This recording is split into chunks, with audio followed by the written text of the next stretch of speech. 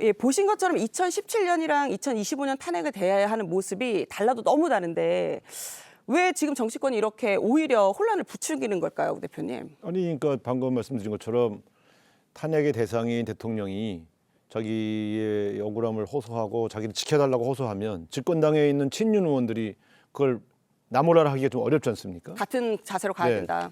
그런 상태에서 또 바깥에 있는 국민들, 이런 보수적인 유권자들이 태극기 부대를 포함해서 엄청나게 지켰지 않습니까? 그러면 이 과정 자체를 국회 내에서 제도적으로 수렴해서 해결할 수가 없는 상황이 오는 것이죠. 또 그런 상황에서 민주당 입장에서는 혹시 헌법재판관들이 저 바깥에 보수적인 유권자들의 시위에 영향을 받을까 봐 우리도 가만히 있을 수 없지 않냐고 해서 거리로 나올 수밖에 없는. 그러다 보니까 결국 국회가 사라지고 광장에서 격돌하는 측면으로 바뀐 것이고, 이 최초의 원인은 윤석열 대통령 측이 이 문제를요 끊임없이 이 분열, 자기 혼자 살기 위해서 이 정쟁의 내용으로 끌고 갔던 측면이 가장 결정적인 측면이다. 그거는 저는 지금 생각해도 한 나라의 대통령이 자기를 변호하는 방식이 광장을 부추겨서 거리의 분열을 부추기는 방식으로 하는 것이 과연 맞았나, 역사적인 전 평가를 받을 거라고 봅니다.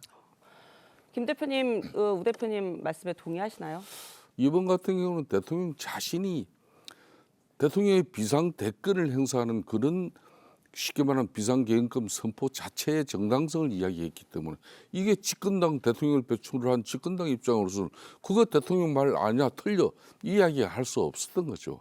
그래서 윤석열 대통령의 입장이 국민의힘으로서는 블랙홀이 돼버린 겁니다. 블랙홀이 됐다. 그러니까 이제 조기 대선 60일을 지금 맞이했습니다만은 지금 이제 우리 잠재적인 대선 후보들이 자신의 이미지나 자신의 비전 가지고 국민들의 각인이 안 됐기 때문에 이재명 대표 비교해서 흔격하게 지금 지지율이 떨어지고 있는 이 지금 낭패를 맞이하게 된 거죠. 아니 그게 그럴 수밖에 없는 게, 보세요.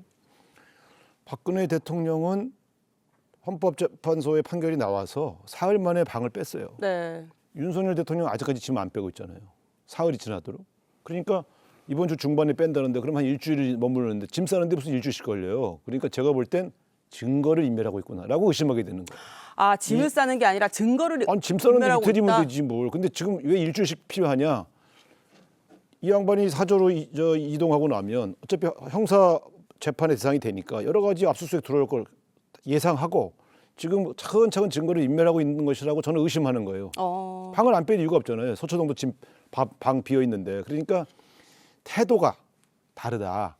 이런 것들이 확실히 달라요. 그리고 지금 관저에서 왜 메시지를 냅니까? 사실상 저 탄핵된 이후에 민간인인데 무슨 국민과 끝까지 함께하겠다 뭐 이런 얘기를 지금 해야 할 이유가 없지 않습니까?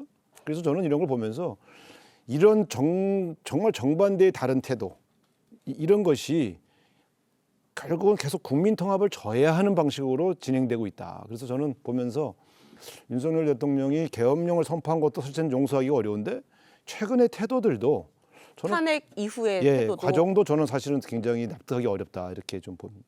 이른바 그러면은 우 대표님 말씀하신 관저 정치는 뭔가의 의도가 있다 이렇게 보시는 건가요? 아니 그러니까 저는 뭐 의도가 무엇인지는 정확하게 알 수 없지만 탄핵을 당한 두 대통령을 비교해 볼 때 너무 달라요. 태도는 극명하게 다르다. 너무 달라. 근데 네. 그러면 이것이 목적과 의도가 없이 진행되는 것은 아닐 거라고 말이죠. 그런 측면에서 저는 대한민국 전체를 생각할 때 본인이 물론 불행해진 거에 대해서 본인이 그 심정은 있겠죠. 그러나 한 나라의 대통령까지 하셨던 분의 태도로는 온당치 않다. 특히 마지막 모습도 영 개운치가 않다. 저는 이런 느낌입니다.